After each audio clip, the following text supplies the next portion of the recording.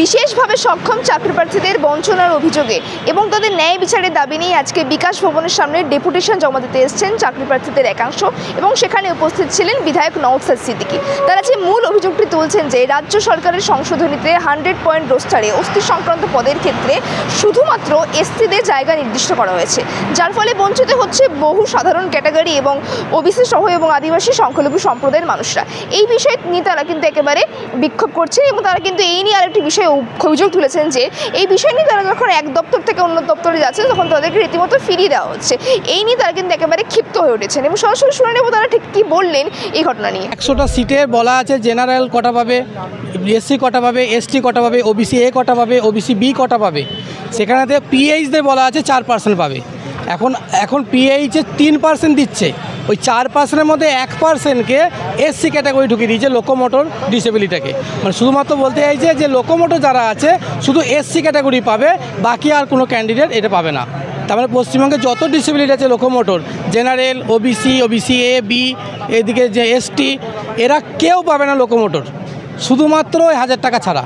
মানে চাকরির কোনো সুবিধা নেই, শুধুমাত্র ওই লোকোমোটর ডিসেবিলিটি যারা এসসি ক্যাটাগরি তারাই পাবে।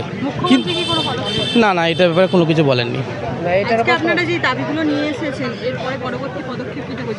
আমরা চাই যে যত তাড়াতাড়ি হাইকোর্টে একটা শুক্রবারে কেস আছে, শুক্রবারে যদি কেসটা খুব দ্রুত মিটে যাক এবং এটা মিটে যাওয়ার সাথে সাথে যদি আমাদের রোস্টারটা চেঞ্জ করে দেয় তাহলে আমাদের নিয়োগে কোনো বাধা থাকবে না। মানে আমরা এখন ফর্ম ফিল আপ করতে দিচ্ছে, কিন্তু ফর্ম ফিল আপটা করতে দিলেও ওরা ঠিক যখনই প্যানেলটা বার করছে সঙ্গে সঙ্গে সব কেটে দিচ্ছে। যেমন এসএসসি বাদ, আমাদেরকে এসএসসি বর্তমানে ওএইচ বলে একটা ক্যাটাগরি দিয়েছে। তা আমাদের যারা আপনার 11 to ইন্টারভিউটা হচ্ছে ওখানে যারা ডকুমেন্টস ভেরিফিকেশনে গেছে ওদেরকে বললো ওএইচ মানে আদার হ্যান্ডিক্যাপ, নট অর্থোপেডিক হ্যান্ডিক্যাপ বললোই না, ওদেরকে অ্যাকসেপ্ট করলো না। সেখানে দেখলাম ইতিহাসে যে কজন আপনার ডকুমেন্টস ভেরিফিকেশনে গেছিলো সবাইকে বাদ দিয়েছে। তারপরে ইংরাজিতে দেখলাম 8 জন ভেরিফিকেশনে গেছিলো, সেখানে আপনার 6 জনকে বাদ দিয়েছে। কারণ কি ওএইচ মানে নট অর্থোপেডিক হ্যান্ডিক্যাপ, ওরা বলছে ওএইচ মানে হচ্ছে আপনার আদার্স হ্যান্ডিক্যাপ। তারপর পিএসসির দেখুন, পিএসসি যেটা হয়েছিল 2023 সালে যে নোটিফিকেশন দিয়েছিল, 24-এ পরীক্ষা হলো, 25-এ তার রেজাল্ট দিল, 25-এ পরীক্ষা হয়েছিল মনে হচ্ছে, মনে নেই। তো সেখানে আমি নিজে পরীক্ষা দিয়েছিলাম, সেখানে দেখলাম যে আমি 45.75 মানে 75 পেলাম, 45.75। সেখানে দেখলাম লোকোমোটরদের মানে যারা এলডি, সেই লোকোমোটর হ্যান্ডিক্যাপদের ক্যাটাগরিতে ওদের কাট অফ নামলো -3.75।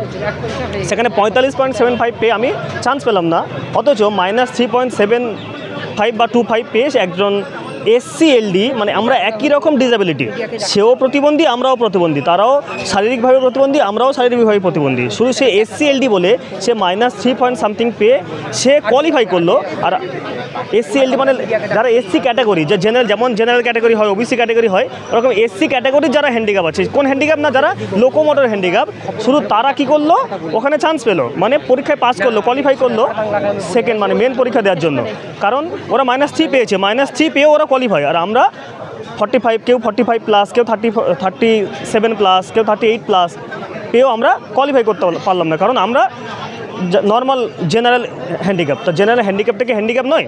জাস্ট এটুকু আমি বলতে যাচ্ছি যে আমরা কি হ্যান্ডিক্যাপ নয়, তাহলে সরকার আমাদেরকে ফিট প্রমাণ দিয়ে দিক, একটা সার্টিফিকেট দিয়ে দিক যে এরা শারীরিকভাবে ফিট এবং মানসিকভাবে ফিট। আমরা মানসিকভাবে হয়তো ফিট আছি, কিন্তু আমরা তো শারীরিকভাবে ফিট নয়। তাহলে সরকার আমাদের বলুক যে এরা শারীরিকভাবে ফিট, তাহলে আমরা আর কোনোদিন অ্যাপ্লাই করবো না বা কোনোদিন দাবি করবো না যে আমাদের চাকরির পরীক্ষা দিন। আমরা চাকরি চাচ্ছি না, আমরা জাস্ট বলছি যে প্রসেসটা ঠিক রাখুন, আমরা যদি যোগ্যতা থাকে আমরা চাকরি পাবো, যদি ইন্টারভিউতে পাস করতে পারি চাকরি পাবো, নাহলে পাবো না। যে ফর্ম ফিল আপ হচ্ছে সেখানেও এই লোকোমোটরকে একটা রিজার্ভ করে দেখিয়ে দিয়েছে। কিন্তু 2016 সালের এই বিশেষভাবে সক্ষম তাদের যে আইন তৈরি হয়েছে, রিফর্মস হয়েছে আইনের, সেখানে কোনো জায়গায় জাত ভিত্তিক সংরক্ষণের কথা উল্লেখ নাই। কিন্তু এখানে ওই 2000 RPW অ্যাক্ট অনুযায়ী এরা মান্যতা দিচ্ছে না। অ্যাক্টের বাইরে গিয়ে, আইনের বাইরে গিয়ে, RPW আইনের বাইরে গিয়ে এরা নিজেদের মনমতি করে এই ধরনের চাপিয়ে দেওয়ার চেষ্টা করছে। এই চাপানো সংবিধান বহির্ভূত আর্টিকেল 14 আর্টিকেল 16 বহির্ভূত। তো আমরা এটাকে দ্রুততার সাথে প্রত্যাহার করার জন্য আজকে আমি থেকে ডেপুটেশন শুরু হয়েছে। তবে আগামী দিনে যদি দ্রুততার সাথে এই বিষয়টাকে নিয়ে যদি মন্ত্রী মহাশয় বা রাজ্য সরকার যদি মনে করে ওদের গুটি কয়েক মানুষ আছে ওরা আমরা ভুল নীতিতে ওদেরকে মেনে নিতে হবে, এটা আমরা মানব না। আগামী দিনে শুধু এরা থাকবে না, এদের পাশে বাংলার মানুষ থাকবে। Thank you. আমাদের 100 পয়েন্ট রোস্টারটা 2019 সাল থেকেই ভুল রয়েছে। আমরা এই বিষয়ে ম্যাডামের সঙ্গে দেখা করতে গিয়েছিলাম। ম্যাডাম কিন্তু আজ বিশেষভাবে সক্ষমের একটা প্রোগ্রাম আছে কোথাও, ওই জন্যে উনি তাতে গেছেন, ওই জন্যে উনি গেছেন। আজকে দেখা হলো না, তবে আগামী দিনে আরও বৃহত্তর আমরা আন্দোলন করব, এটা আমরা ভেবে রেখেছি। পাশাপাশি আজকে আমি কয়েকটা দাবি রেখেছি, একটু বলি।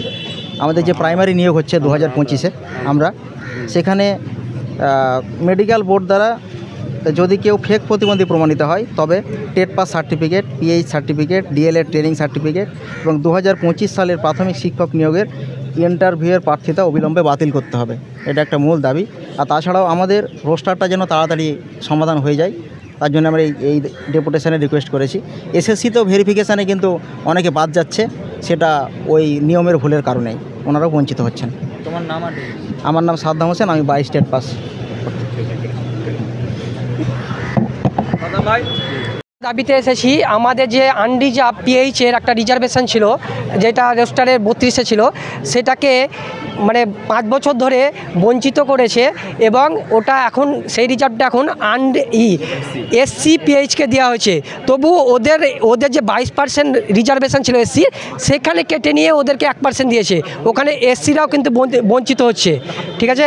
তারপর আপনার যখন আপনার এটা নিয়ে দেখুন, আমার কাছে একদম পুরো প্রমাণ, যদি আপনি নিতে চান ভালোভাবে ছবিটা নিলেন। এটা আপনার সমাজ কল্যাণ দপ্তর লেবার ডিপার্টমেন্টকে এটা স্বীকার করেছিল। যদি আপনার ডকুমেন্টস চান, আমি পরে আপনাদেরকে ডকুমেন্টস পেয়ে দেবো। এখানে ম্যামের সঙ্গমিত্রা ম্যামের সিগনেচারও আছে এবং এটা সংশোধন করতে বলেছিল। তখন লেবার ডিপার্টমেন্ট বলে কি তাহলে কি প্রসিডিওর সেইটা তোমরা ফাইল টানো। কিন্তু আমরা যখন ম্যামের কাছে বারবার ফেস করি, কিন্তু ম্যাম স্বীকার করে নেয় কি হ্যাঁ তোমাদের সঙ্গে ভুল হয়েছে কিন্তু এই ফাইলটা যাচ্ছে না, ঠিক আছে, ফাইলটা দিচ্ছে না। এইভাবে আমরা যখন কেসের লড়াই করছিলাম, আমাদের দুটো হিয়ারিংয়ে যেহেতু আমাদের এভিডেন্স স্ট্রং আছে, আমরা কেসের ফাইনালে চলে গেছিলাম। 14 তারিখ আমাদের রায় ছিল অমৃতা ম্যামের বেঞ্চে, কিন্তু ওখানে যেহেতু বেঞ্চ চেঞ্জ হয় তার জন্য রায়টা হয়নি। কাল একটা হিয়ারিং হয়েছে, সেই হিয়ারিংয়ে আমাদের সুদীপ্ত স্যার, আমাদের অ্যাডভোকেট আছে সুদীপ্ত স্যার, এবং ওনাদের যে ডিফেন্স লয়ার আছে সরকারের তরফ থেকে, সেটা স্বীকার করেছে এবং তারা শুক্রবার ডেট নিয়েছে। আর আমরা চাই এই রোস্টার যেহেতু আমাদের অধিকার বঞ্চিত হচ্ছে, তার জন্য তাড়াতাড়ি আমাদেরকে এটা চেঞ্জ করতে হবে। খালি একটা এক্সামে নয়, এসএসসি বলুন, আপনি এসসি বলুন এবং প্রাইমারি বলুন, এবং যাবতীয় মানে এই রোস্টারটা 100% রোস্টারের যে ভুল আছে সেই ভুলটা দিয়েই চালাচ্ছে। এর ফলে 5 বছর ধরে আমরা যারা জেনারেল ওবিসি এসটি আছি তারা বঞ্চিত হচ্ছি। যেহেতু আমাদের তখন সচেতন ছিলাম না, আমরা এই বিষয়গুলো নিয়ে এত অ্যাক্টিভ ছিলাম না, দল আমাদেরই ছিল না বলে হচ্ছে না। পরবর্তীতে আমরা দেখলাম কি সরকার এইভাবে আমাদের কাছে, এবং প্রাইমারিতে অনেক 350-এর ওপরে পিএইচ পাস করে আছে। সেহেতু আমাদের এই সেই অধিকারকে আমাদেরকে দ্রুত প্রাইমারিকে রোস্টার ম্যামকে, শশী বাজা ম্যামের কাছে আমাদের 4জন প্রতিনিধি গেছেন, নওশাদ স্যার গেছেন। এই যে আমাদের রোস্টার দ্রুত চেঞ্জ করে প্রাইমারি বোর্ডে পাঠাতে হবে, এবং যেটা আনরিজার্ভ পিডাব্লিউডি ছিল লোকোমোটর এবং যাবতীয়, এটা দিতে হবে।